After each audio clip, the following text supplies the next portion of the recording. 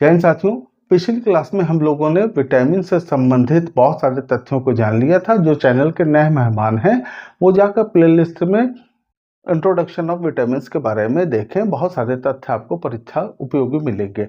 और आज की क्लास में हम लोग बात करेंगे फैट सॉल्युबल विटामिन्स के बारे में, यानी वसा में घुलनशील विटामिन्स के बारे में। और वसा में घुलनशील विटामिन कौन सा है, आपने एक ट्रिक से याद कर लिया था। वसा में कीड़ा यानी KEDA के बारे में हम लोग बात करेंगे। आइए स्टार्ट करते हैं आज की क्लास।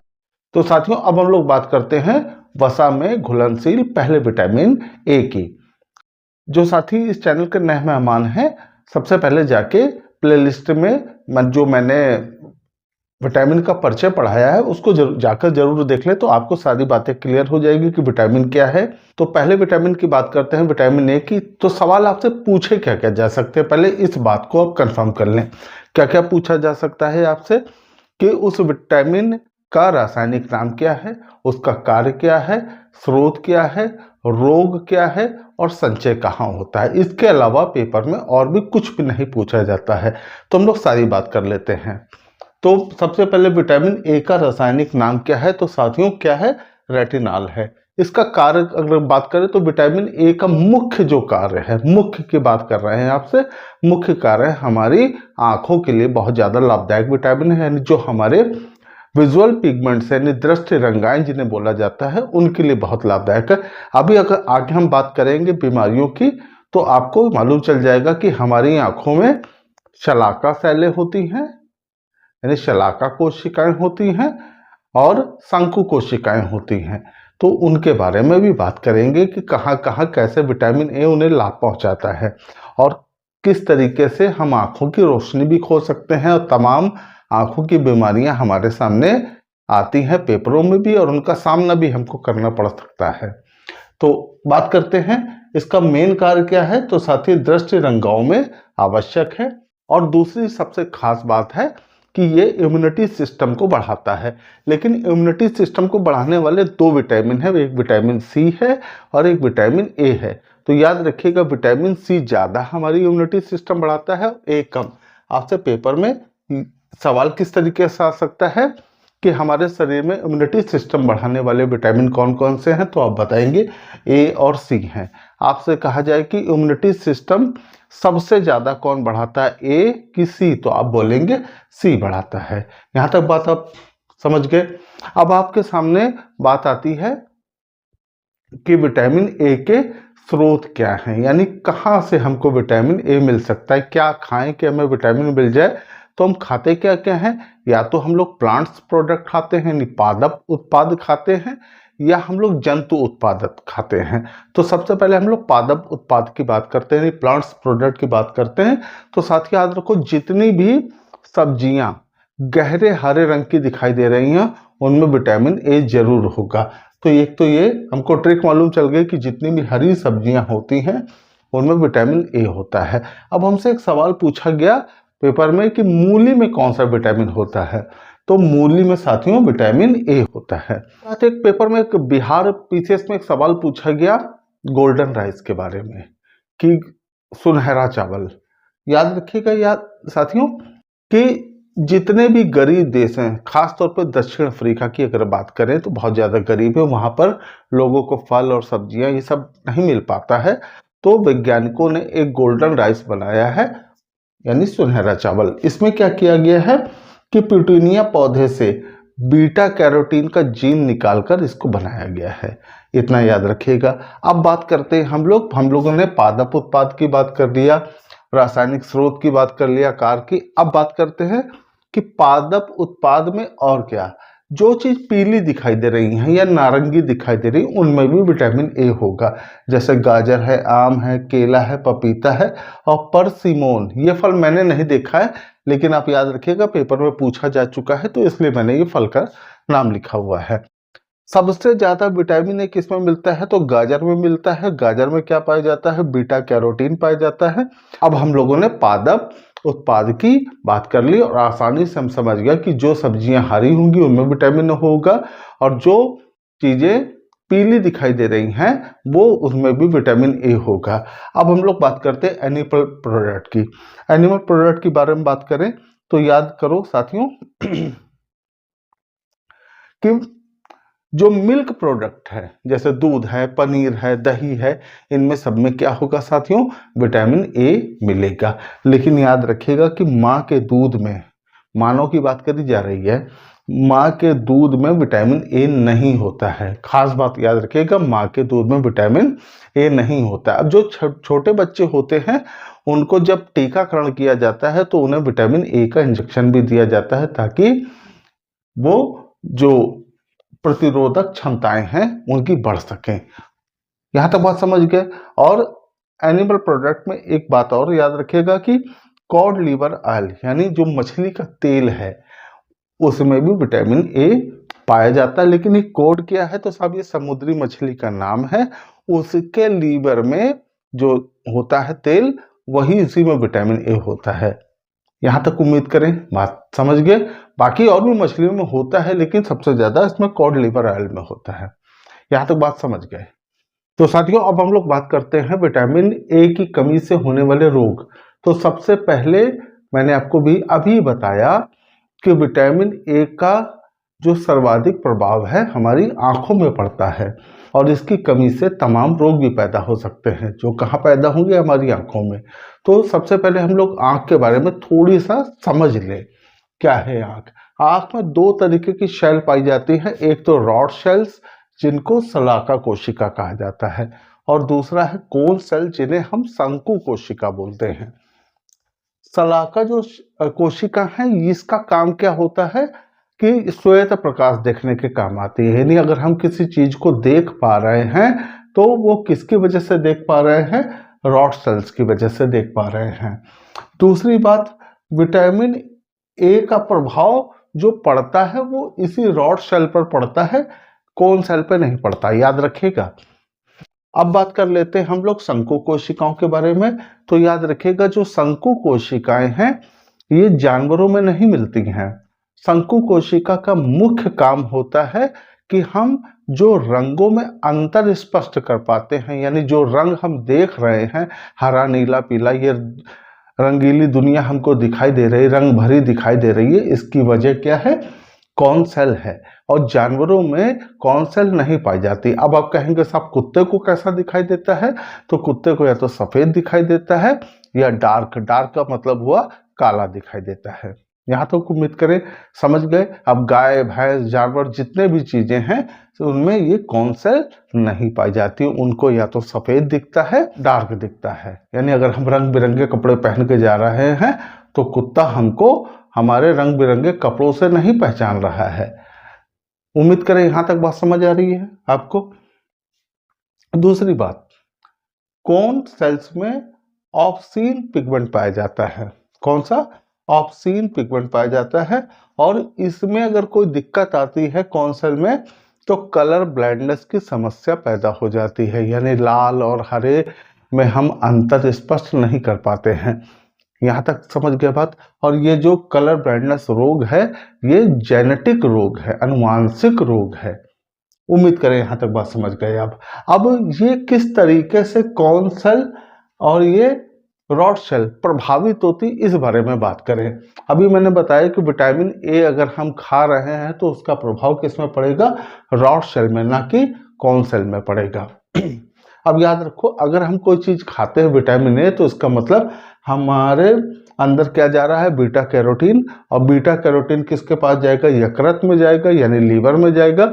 और लीवर रोडोप्सिन पिगमेंट बनाता है और ये रोडोप्सिन पिगमेंट किसके पास जाता है, रॉड सेल के पास, और रॉड सेल को प्रभावित करता है। अगर रॉड सेल कमजोर हो रही हैं तो रोडोप्सिन पिगमेंट इन्हें मजबूत बनाता है। अगर किसी की आंख में चश्मा लगा हुआ है, जैसे मेरी आंख में लगा हुआ है, अगर मैं साल 2 साल से विटामिन ए का सेवन करता रहूं तो धीरे धीरे मेरी आंख ठीक होने लग जाएगी।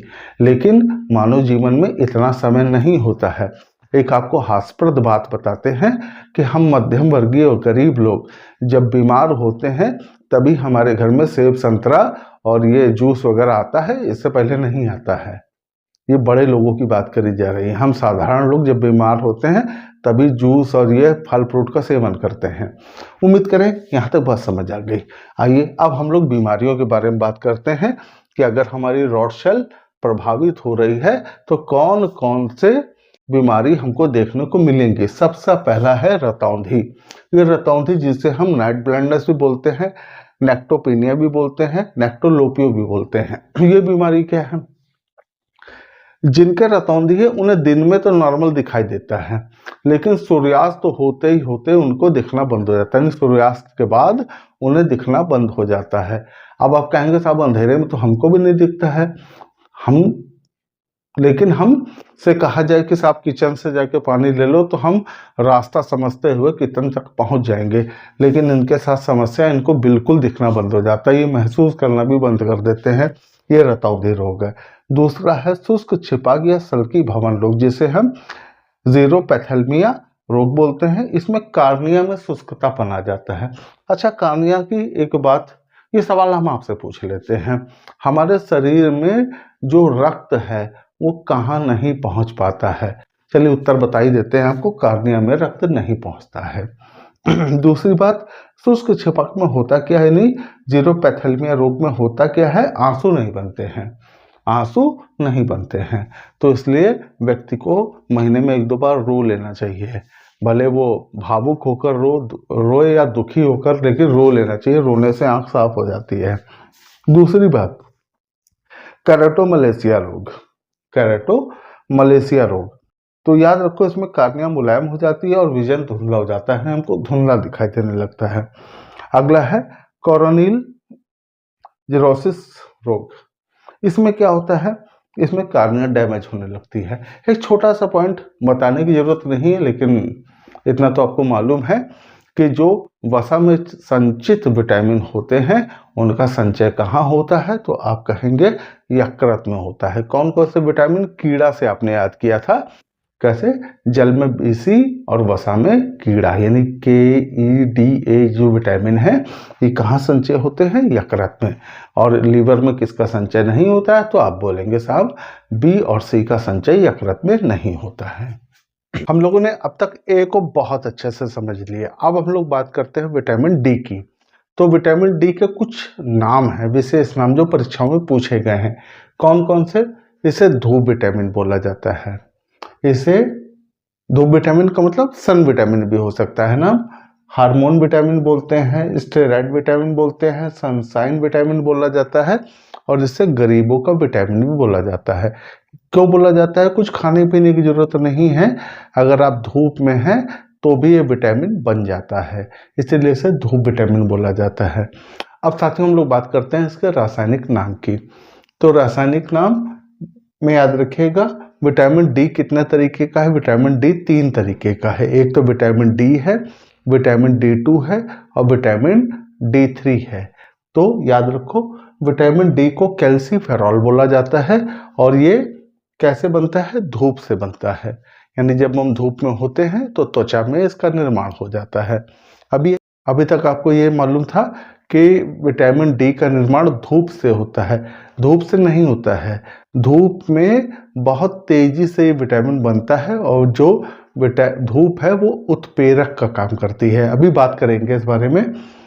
और विटामिन D2 इसको बोला जाता है अर्गो कैल्सीफेरॉल, और ये जब पादप से मिलता है हमको, जब हम कोई प्लांट प्रोडक्ट खाते हैं तो उससे अर्गो कैल्सीफेरॉल मिल जाता है हमको। और एक है कॉली कैल्सीफेरॉल, जब हम कोई जंतु यानी एनिमल प्रोडक्ट खाते हैं, मीट खाते हैं, अंडा खाते हैं, तब हमको विटामिन D3 मिल जाता है। उम्मीद करें ये बात समझ आ गई। अब साथियों हम लोग बात करते हैं कि आखिर विटामिन डी का निर्माण धूप में होता कैसे।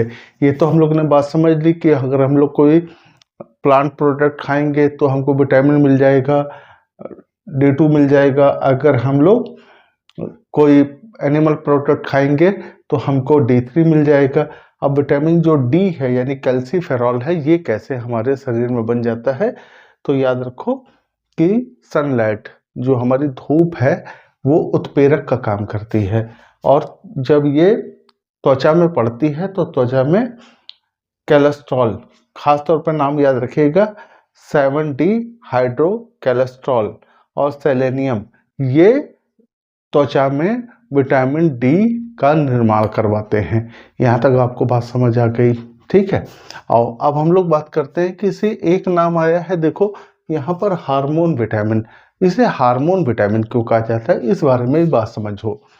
हार्मोन विटामिन, देखो विटामिन जो डी है वो कैल्शियम का अवशोषण में सहायक होता है, कैल्शियम के अवशोषण में सहायक होता है, और ये कैल्शियम हमारी हड्डियों के पास जाता है और हड्डियां हमारी मजबूत होती हैं।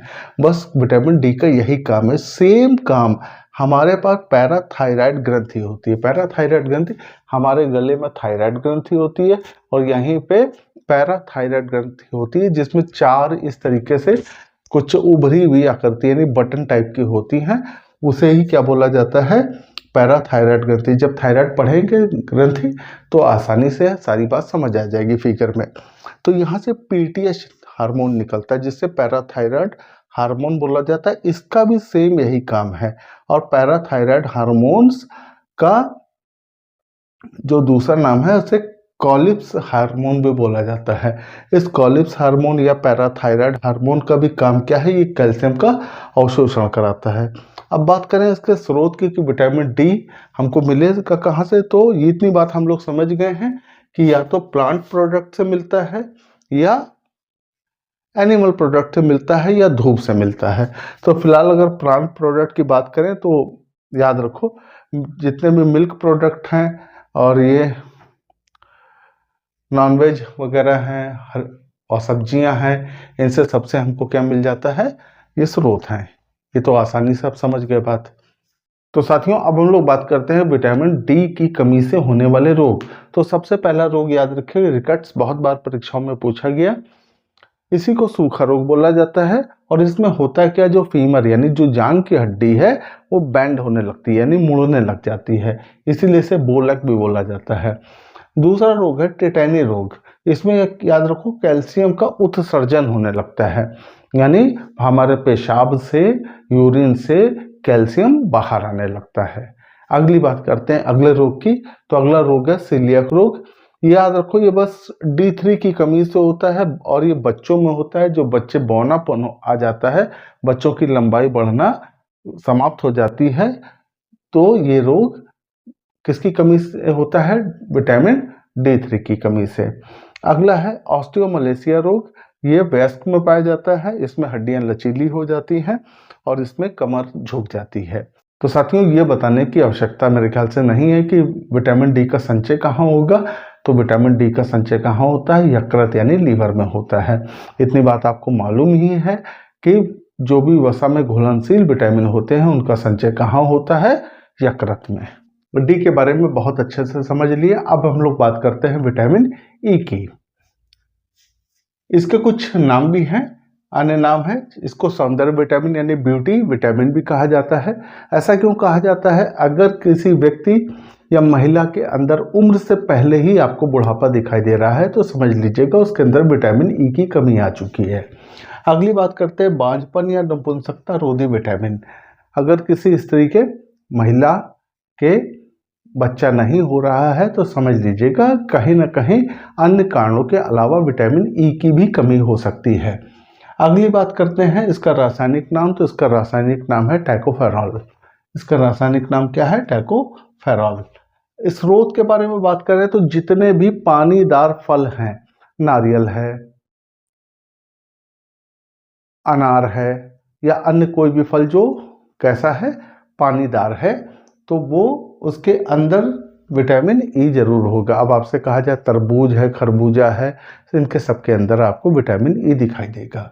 अगली बात करते हैं अन्य स्रोत क्या हो सकता है। अंकुरित अनाज खाइए तो आपको विटामिन ई की कमी पूरी हो जाएगी।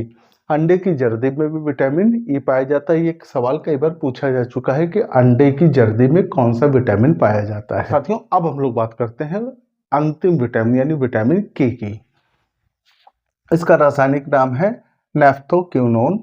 इसका काम क्या है, यकृत में ये प्रोथ्रम्बिन के निर्माण में सहायता करता है।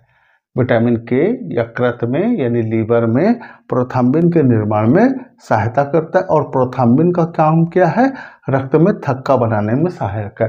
रक्त का थक्के बनाने का मतलब क्या है कि जब हमें चोट लग जाती है और खून बहने लगता है तो वो खून रुकने की वजह क्या है? प्रोथाम्बिन है। अब आपसे कहा जाए कि घाव क्यों भरता है तो उसकी वजह क्या है? Vitamin C. ये मैं आपको बता चुका हूं आपको। अगली बात, अगर आपसे कहा जाए कि शरीर के अंदर जो रक्त है वो क्यों नहीं जमता है तो आप कहेंगे हिपैरिन की वजह से। ये सारे जो तथ्य बताए जा रहे हैं इन्हें नोट करते रहिए, कहीं ना कहीं पेपर में अवश्य पूछे जाते हैं। अगली बात करते हैं स्रोत की। तो विटामिन जैसे डी को हम लोगों ने D2 D3 में बांटा था, वैसे ही के भी बांटा जा सकता है K1 और K2 में। K1 हमें कहाँ से मिलता है? हरी सब्जियों से, और इसका रासायनिक नाम क्या है? फिलोक्विनोन। और इसी तरीके से जो K2 है वो हमें कहाँ से मिलता है? मांसाहार से, और इसका नाम है मिनाकिलोसिस, इसका रासायनिक नाम। अगली बात करते हैं कौन कौन से विटामिन के की कमी से रोग पैदा हो जाते हैं। तो पहला है हीमोफीलिया। हीमोफीलिया इसे क्रिसमस रोग भी कहा जाता है और शाही रोग भी कहा जाता है। शाही रोग इसलिए कहा जाता है कि जो ब्रिटेन का राजवंश था उसमें ये रोग पाया गया है। और ये किसमें पाया जाता है? बड़ों में। इसमें खास बात क्या होती है कि जब चोट लग जाती है तो खून बहना फिर बंद नहीं होता है। अगली बात करते हैं, अगला रोग है हमरे हाजिक। ये बच्चों में पाया जाता है। अब आपसे एक सवाल है, कमेंट जरूर करिएगा कि हमरे हाजिक के लक्षण क्या हैं, क्या होता है हमरे हाजिक में। अगली बात करते हैं कि विटामिन के का निर्माण कहाँ होता है। तो विटामिन के का निर्माण कहाँ होता है? बड़ी आंत में। और मैंने आपको इंट्रोडक्शन में बताया था, विटामिन के इंट्रोडक्शन में, कि विटामिन के और विटामिन B12 का निर्माण हमारी बड़ी आंत में होता है। अगली बात करी जाए इसका संचय कहाँ होता है। तो संचय बताने की जरूरत नहीं, इतनी बार मैं बता चुका हूँ कि संचय कहाँ होगा इसका? यकृत में। जो भी वसा में घुलनशील विटामिन होते हैं उनका संचय कहाँ होता है? यकृत यानी लीवर में होता है। तो उम्मीद करें साथियों आपको ये क्लास समझ आई होगी। अगर समझ आई है तो बस कमियों को कमेंट करें, और अगर अच्छी बातें लग रही हैं तो उनका नोट्स बनाते हुए चलिए और अपने दोस्तों तक भी शेयर करिए ताकि उनको भी फायदा मिले। फिर मिलते हैं एक बेहतरीन क्लास के साथ।